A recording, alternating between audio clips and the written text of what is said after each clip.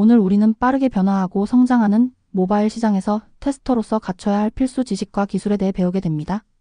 이 교육은 여러분이 KSTQB 모바일 테스터 자격증을 준비하는 데 도움을 드릴 뿐만 아니라 실제 프로젝트에서 모바일 어플리케이션 테스팅을 효과적으로 수행할 수 있는 역량을 키우는 것을 목표로 합니다.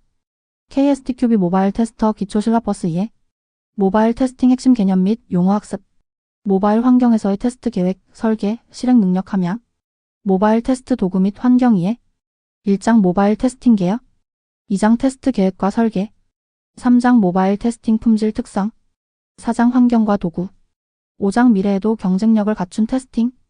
1장에서는 모바일 어플리케이션의 정의부터 시작해서 사용자들이 무엇을 기대하는지, 그리고 우리 테스터들이 어떤 어려움에 직면하게 되는지 살펴보겠습니다. 또한 필요한 기술과 장비, 그리고 모바일 환경에 적합한 개발 수명주기 모델에 대해서도 알아볼 것입니다. 네이티브 모바일 어플리케이션 vs 모바일 웹 어플리케이션. 먼저 모바일 어플리케이션이 무엇인지 정의해볼까요? 크게 두 가지로 나눌 수 있습니다. 첫째는 모바일 디바이스에서만 작동하도록 개발된 네이티브 모바일 어플리케이션입니다. 앱스토어에서 다운받아 설치하는 앱들이 대표적이죠. 둘째는 모바일 디바이스의 웹 브라우저를 통해 사용하는 모바일 웹 어플리케이션입니다. 사용자는 이 둘의 차이를 크게 느끼지 못할 수도 있지만 개발자와 테스터에게는 접근 방식, 과제, 성공 기준이 다릅니다.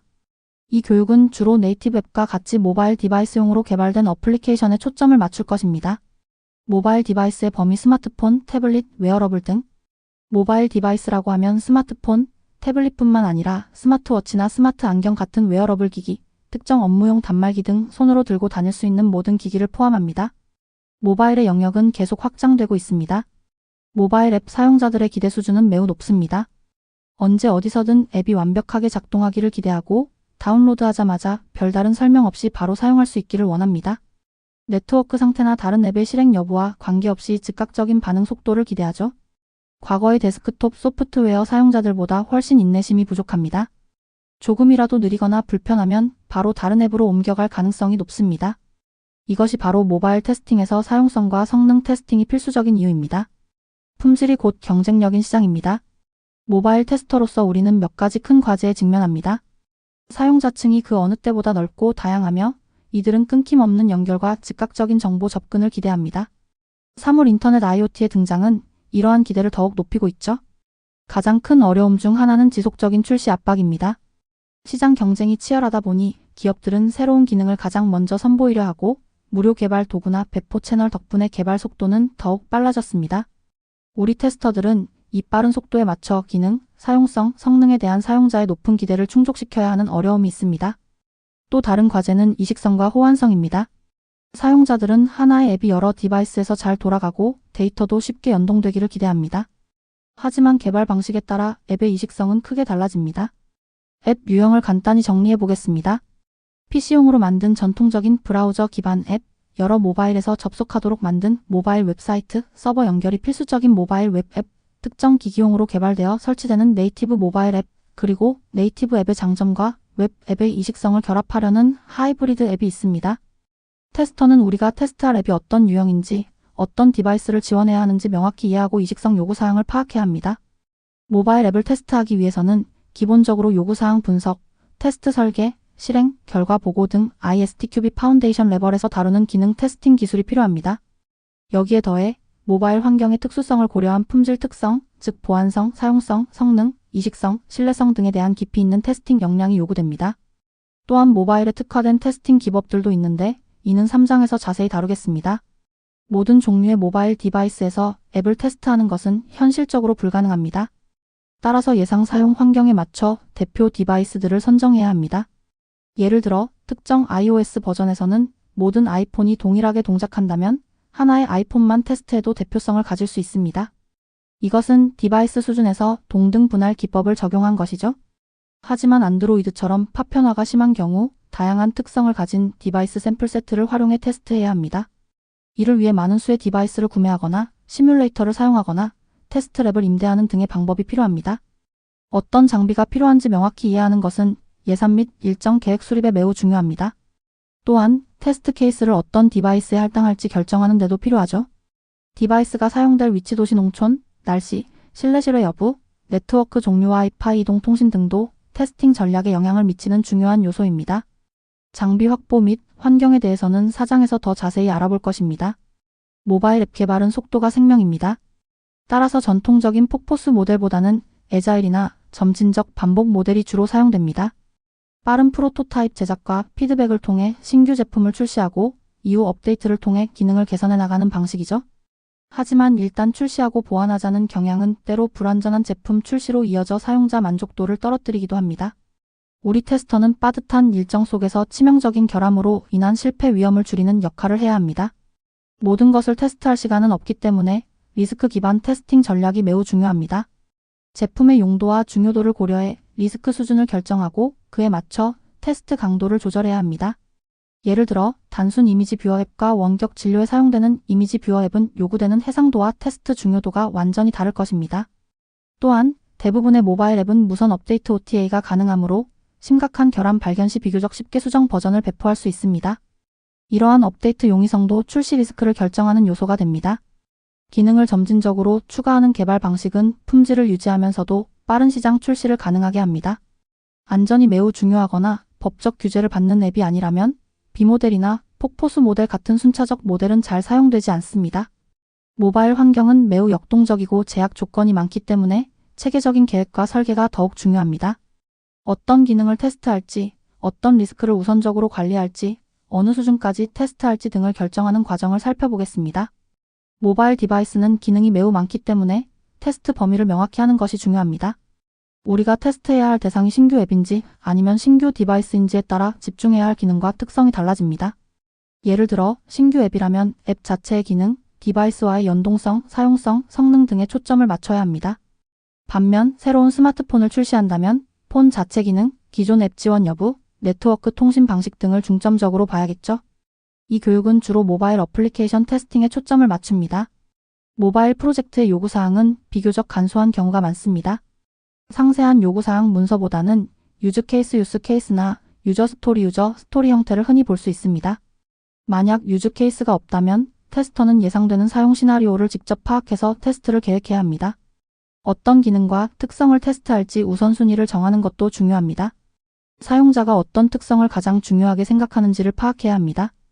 예를 들어 특정 앱에서 사용성보다 보안과 성능이 더 중요하다면 리스크 분석과 테스트 강도 결정 시 이를 반영해야 합니다. 그리고 각 특성을 테스트하기 위해서는 그에 맞는 기술을 가진 인력, 도구, 환경에 대한 투자가 필요하다는 점을 이해관계자들이 인지하도록 하는 것도 중요합니다. 안전이나 미션 수행에 직결되지 않는 대부분의 모바일 앱은 기능은 많지만 개발 및 테스트 시간은 부족한 경우가 많습니다. 요구사항도 간략한 편이라 리스크를 식별하고 평가하는 과정 역시 가볍고 신속해야 합니다. 한 가지 방법은 앱을 물리적 역량과 기능적 역량으로 나누어 접근하는 것입니다. 물리적 역량은 사용자가 직접 터치하는 버튼, 아이콘, 디스플레이나 디바이스 회전 같은 기능을 말하고 기능적 역량은 앱 본연의 목적의 지도 표시, 잔고, 조회를 의미합니다.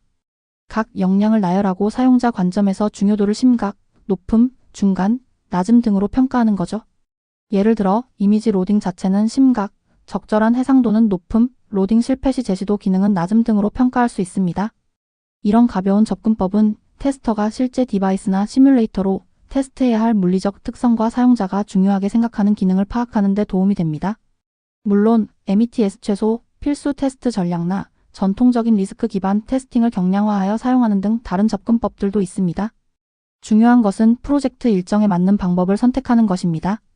너무 복잡한 리스크 분석은 오히려 테스트를 지연시킬 수 있습니다. 이미 출시된 앱이라면 생산 매트릭도 리스크 영역을 확인하는 데 유용합니다. 총 다운로드 수, 실제 사용자 수, 방문 빈도나 깊이, 이탈률 등을 분석하는 것이죠. 예를 들어 이탈률이 높다면 사용성에 문제가 있을 수 있고 실제 사용자 수를 파악하면 현실적인 성능 테스트 목표를 세울 수 있습니다. 리스크를 파악했다면 이제 어디까지 테스트할 것인가, 즉 커버리지 목표를 결정해야 합니다. 이 목표는 현실적이어야 하고 프로젝트 목표 달성에 기여할 수 있어야 하며 팀원 모두가 동의해야 합니다. 커버리지 목표를 정할 때는 여러 항목을 고려해야 합니다.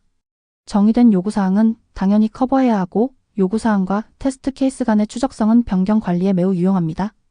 식별된 리스크 항목들도 테스트로 커버해야 합니다. 모든 기능 목록을 만들고 테스트 커버리지를 추적하는 것도 좋습니다. 개발 초기부터 코드 커버리지 목표를 설정하고 자동화된 단위 테스트를 활용하면 품질 향상에 큰 도움이 됩니다. 디바이스 커버리지는 프로젝트 초기에 반드시 결정해야 합니다. 어떤 디바이스를 확보하고 어떤 시뮬레이터를 사용할지 정해야 하니까요. 모든 디바이스에서 모든 테스트를 할 수는 없으므로 사용 가능한 디바이스의 테스트 케이스를 적절히 배분하는 것이 중요한 리스크 완화 활동입니다. 통신 방식 와이파이, 이동통신 등과 네트워크 상태 변화, 예상 사용 지리적 위치의 특성도 고려해야 합니다. 마지막으로 사용자 관점에서 운영 프로파일, 즉 사용자가 어떤 행동을 할지 예상하고 테스트에 반영해야 합니다. 커버리지 목표가 정해지면 이제 어떻게 테스트할 것인가, 즉 테스트 접근법을 결정할 수 있습니다. 이때는 다음과 같은 사항들을 고려해야 합니다. 테스트를 수행할 환경 조건의 특정 날씨, 장소, 대상 사용자 그룹의 특성의 연령, 기술 수준, 해당 산업 분야의 특성의 금융 앱의 보안 요구사항, 일정 제약 고위험 테스트 우선순위와 명확한 테스트 범위, 그리고 테스트 결과 평가 방법을 어떻게 할지 정해야 합니다. 특히 모바일 테스팅은 시뮬레이터 등을 활용한 덜 구조화된 테스트가 많으므로 결과 평가 기준을 명확히 하고 팀 전체가 이해하는 것이 중요합니다. 구체적인 테스트 방법은 이후 3장과 4장에서 자세히 다룰 것입니다. 프로젝트의 공식성이나 중요도에 따라 테스트 접근법은 정식 테스트 계획서에 기록하거나 더 간략한 형태로 문서화할 수 있습니다. 어떤 형식이든 중요한 것은 팀 전체가 테스트 접근법에 합의하고 이를 문서로 남기는 것입니다. 테스트 컨디션이란 우리가 테스트해야 할 구체적인 항목이나 이벤트를 말합니다. 예를 들어 유효한 아이디와 비밀번호로 로그인 시도 같은 것이 테스트 컨디션이죠. 빠르게 진행되는 모바일 프로젝트에서는 상세한 테스트 케이스를 모두 작성할 시간이 부족할 수 있습니다. 이럴 때는 테스트 컨디션을 식별하고 리스크를 기반으로 우선순위를 정한 뒤 각 컨디션을 커버하는 방식으로 테스트하는 것이 효율적일 수 있습니다.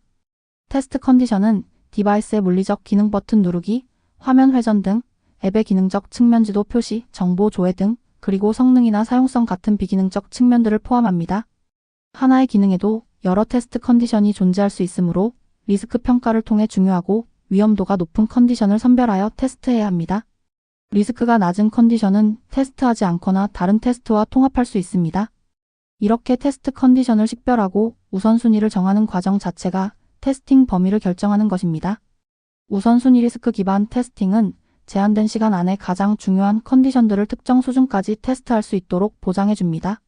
리그레션 테스팅, 즉 변경 사항이 다른 부분에 예기치 않은 문제를 일으키지 않았는지 확인하는 테스트는 모바일 환경에서 특히 어렵습니다. 소프트웨어뿐만 아니라 하드웨어인 디바이스 자체도 계속 변하기 때문이죠. 지원해야 할 디바이스가 많을수록 변화의 폭은 더욱 커집니다.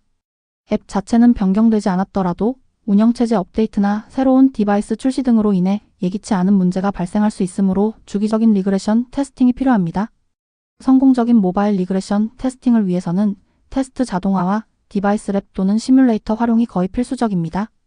리그레션 테스트가 자동화되고 필요한 디바이스 접근이 가능하다면 주 1회 등 정기적으로 실행하는 계획을 세울 수 있습니다. 이때 중요한 것은 테스트에 사용되는 디바이스와 시뮬레이터를 항상 최신 상태로 유지하여 실제 환경에서의 동작을 제대로 반영하도록 하는 것입니다. 모바일 앱도 다른 소프트웨어와 마찬가지로 기능적, 비기능적 품질 특성을 가집니다. ISTQB 파운데이션 레벨에서 다루는 모든 특성이 적용될 수 있지만 이 장에서는 특히 모바일 환경에서 중요하게 고려해야 할 핵심 특성들을 중심으로 살펴보겠습니다. 모든 앱의 모든 특성을 동일한 비중으로 테스트할 수는 없습니다. 하지만 어떤 특성들이 있는지 알고 우리 프로젝트에서는 어떤 특성에 우선순위를 두어야 할지 결정하는 것이 중요합니다. 먼저 기능 테스팅입니다. 기능 테스팅은 소프트웨어가 무엇을 하는가, 즉 의도된 동작을 제대로 수행하는지를 확인하는 것입니다. 모바일 앱의 기능 테스트에서는 크게 정확성, 보안성, 상호운용성을 다룹니다.